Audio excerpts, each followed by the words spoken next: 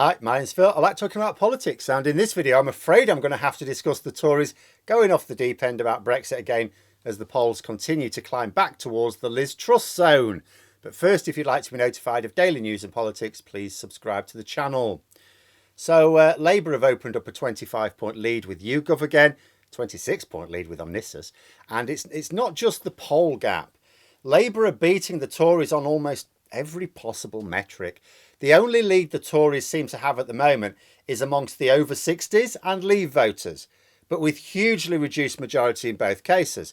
So you can imagine the discussion around the cabinet table, can't you? Suella Braverman says what we need is more culture wars, but those haven't been working, have they? Michael Gove suggests that maybe the government should achieve something, but the rest of the cabinet decide he's obviously as high as a kite again and just ignore him. Greg Hands suggests they promote the Labour Treasury joke from 2010. They all tell him to shut up. So then James Cleverly suggests that maybe they revisit the plan to push Imperial units. Kemi Badenoch rolls her eyes. She's already decided that her department won't be using the retained EU Law Act to monkey about with that. Their own consultation found out that businesses don't want it because it will just make things more expensive for them. It's a hassle. They don't want it. There's no benefit. And most business owners do not really regard any plan worked on by Jacob Rees-Mogg to be worthy of attention.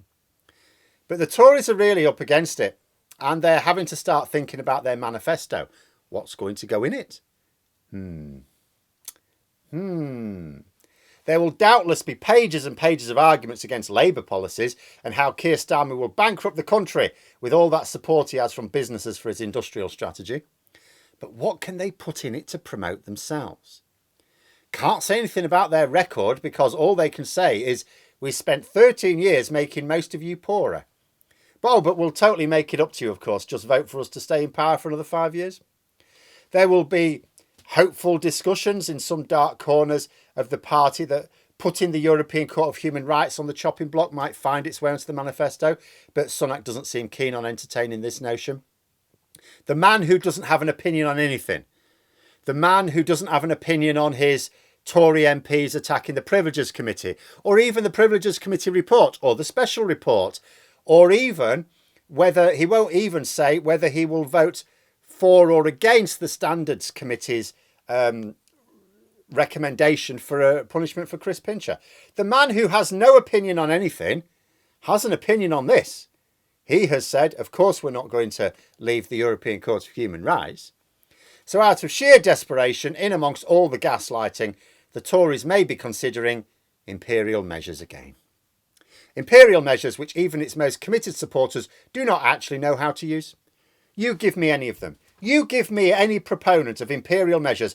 I will ask them what would be simple questions if I was to give the question in metric units, and they will score 0 out of however many questions I get to ask before they storm off in a huff. Some think it might solve 2 problems for the Tories, 2 political problems, shall we say. First of all, it would be some practical application of Brexit, however pathetic. Second, it would be a proposal that they could put in their manifesto, because right now they don't really have a lot. I have a fair idea of what the general shape of Labour's manifesto is because they've been working on it for some time. Details keep coming out in public now and then. We won't know exactly what stays and goes or the precise detail until the election is called, but we have a good general view of it.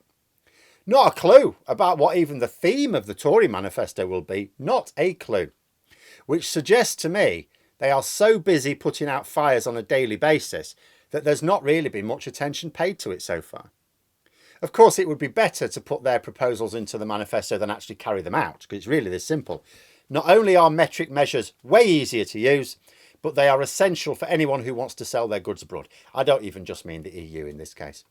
If the Tories ever implement a regime where this is not the case, they then burden businesses with even more Brexit expenses, as they'd need 2 production lines, 2 sets of bureaucracy. If they're just thinking about having both measures displayed, well, businesses can do that now.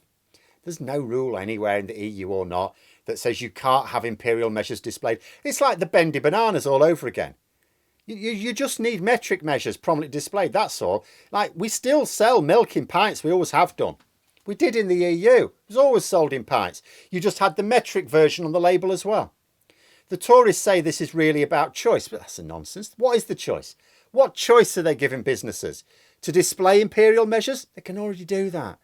To remove metric measures? Bad for trade. What's the choice? Another Brexit nonsense designed to make life harder for businesses just to show that life in Britain has changed thanks to Brexit. Because you can see how it's going for.